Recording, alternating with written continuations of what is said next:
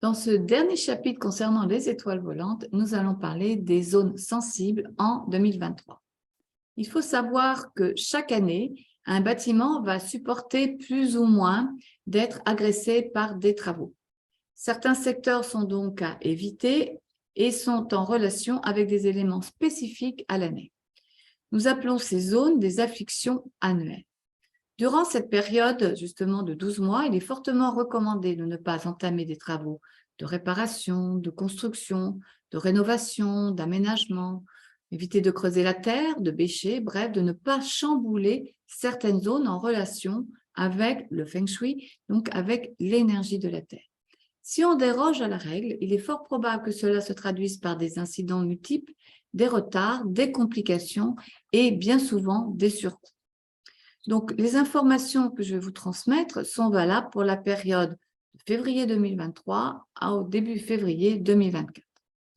La première affliction qu'on appelle le grand-duc de Jupiter, le Tai Sui, se trouve à l'est. Donc, il ne faut pas le déranger, ce grand-duc. Il aime sa tranquillité et garder son statut et sa toute-puissance. Donc, il est recommandé d'éviter de commencer tous travaux dans cette zone et de ne pas s'asseoir face à l'est, que ce soit pour travailler ou pour dormir. Par contre, on peut lui tourner le dos et à ce moment-là, on obtiendra son soutien. La deuxième affliction, c'est le Swipo ou briseur de l'année qui occupe le secteur ouest. Donc, dans ce secteur, tous les travaux, vous l'aurez bien compris, sont à éviter. Il faut éviter aussi de faire trop de bruit ou d'apporter trop de lumière. Si on perturbe ce secteur, cela pourrait amener certaines répercussions fort désagréables. La troisième affliction s'appelle les trois massacres. Donc là, ça va occuper une zone bien large entre le sud-ouest, l'ouest et le nord-ouest. Donc, ces secteurs doivent rester autant paisibles que possible. Tous travaux importants vont être à bannir.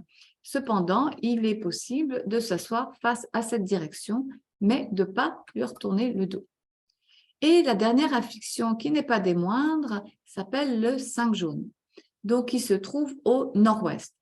Le nord-ouest est le secteur le plus défavorable en 2023, car il est occupé par l'étoile 5.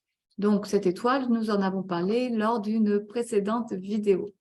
Donc, il ne faut pas l'offenser, il ne faut pas la perturber, il faut éviter de faire des travaux et essayer tant que possible de les reporter l'année suivante. Donc, bien sûr, toutes ces informations sont données à titre général. Si vous avez prévu de vous engager cette année dans des travaux, il est intéressant de vérifier si les zones citées sont concernées. Si oui, demandez-vous s'il ne vaut pas mieux les reporter. Sinon, il est très préférable de les commencer par une zone neutre, puis arriver progressivement vers les zones sensibles. Cela sera bien moins problématique. Cependant, grâce à un calcul particulier, nous pouvons rechercher des dates propices aux travaux, même dans ces secteurs, s'il n'y a absolument pas la possibilité de faire autrement.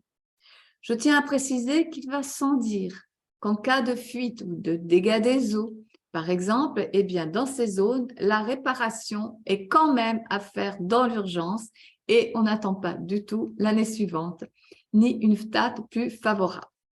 Donc, respectez ces recommandations afin de respecter le chi de la terre et vous vivrez une année paisible.